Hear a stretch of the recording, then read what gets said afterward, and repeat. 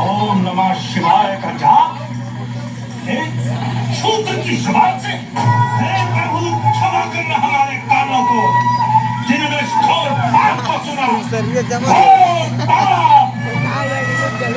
अरे दुष्ट प्राणी, तूने अपने बालक को इतना भी नहीं समझाया कि महामंत्रों का जाप शूद्रों के लिए महापाप है।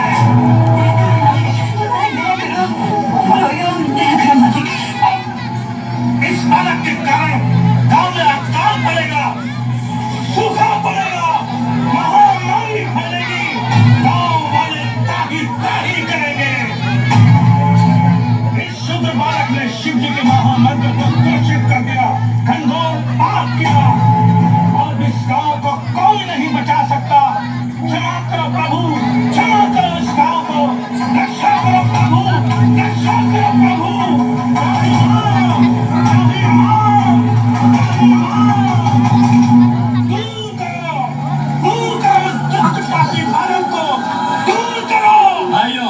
पापी के पापों की सजा पूरे गांव को भुगतने नहीं देंगे हम। पंचायत बुलाई जाए, पंचायत बुलाई जाए, पंचायत बुलाई जाए, पंचायत बुलाई जाए, पंचायत बुलाई जाए।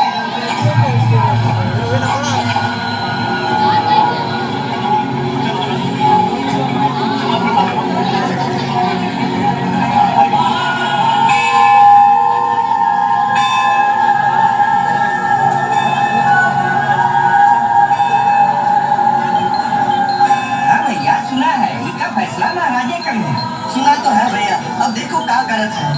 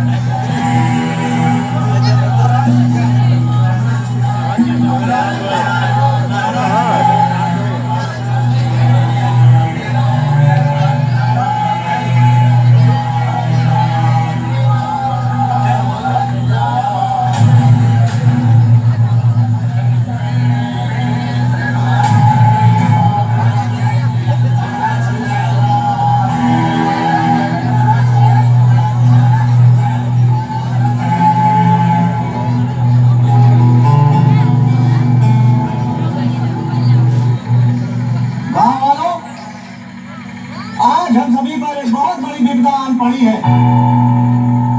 एक शुद्ध बालक ने भगवान भोलेनाथ के मंत्रों का उच्चारण अपनी तुच्छ जिह्वा से कर दिया है, जो कि महाराज के अनुसार शास्त्रों में वर्जित ही नहीं बल्कि घोर पाप की संज्ञा में आता है, घोर पाप की संज्ञा में।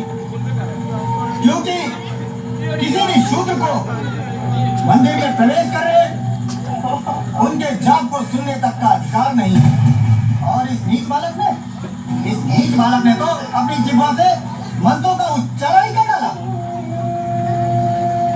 इसलिए अब इस गांव को किसी भी दैवी आपदा से सिर्फ महाराज ही बचा सकते हैं। इसलिए हम सभी गांव वाले महाराज से विनती करेंगे कि वे अपने पुण्य प्रताप से हम सभी गांव वालों की रक्षा करें। आदेश महाराज।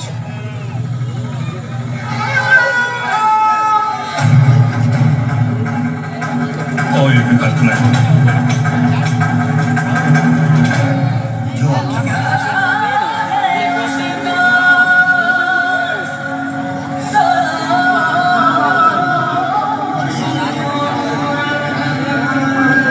महाराज ने इस विपदा से निपटने के लिए जप और ध्यान शुरू कर दिया है। इसके लिए महाराज ने यह तय किया है कि एक बड़े यज्ञ का आयोजन किया जाए, परंतु केवल यज्ञ करने मात्र से ही इस विपदा को नहीं टाला जा सकता। इसलिए इस पापी की पाप की सजा से इस पूरे गांव को मुक्त कराने के लिए बालक की उस जिह्वा को जिस जिह्वा से उसने मंत्रों को दूषित किया खंडित कर दिया जाए, अर्थात बालक की उस जिह्वा को काट दिया जाए।